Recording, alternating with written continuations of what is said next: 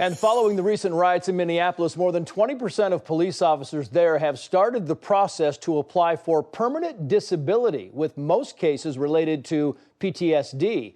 And we're hearing similar stories in cities across the country. Mike Tobin has more on this troubling trend. He's live for us in Chicago. Mike.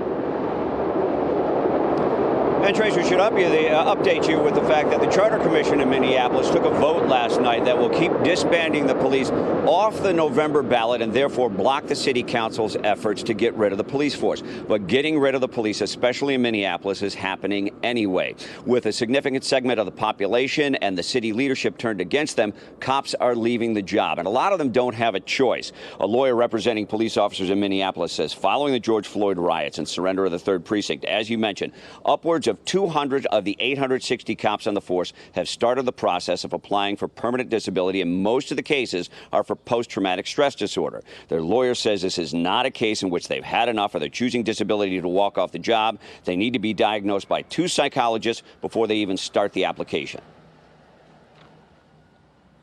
Many of my officers have served in Afghanistan and Iraq, and they've said that what they experienced following the George Floyd killing was far greater, far worse, far more intense.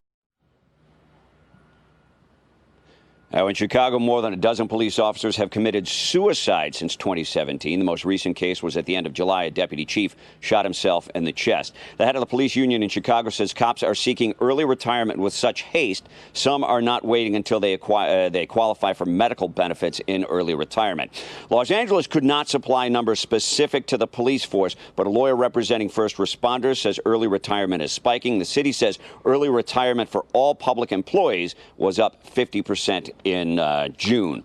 In Seattle, the head of the Police Officers Guild says that he fears a day when there will not be enough officers to answer the call. Trace? Mike Tobin live for us in Chicago. Mike, thank you.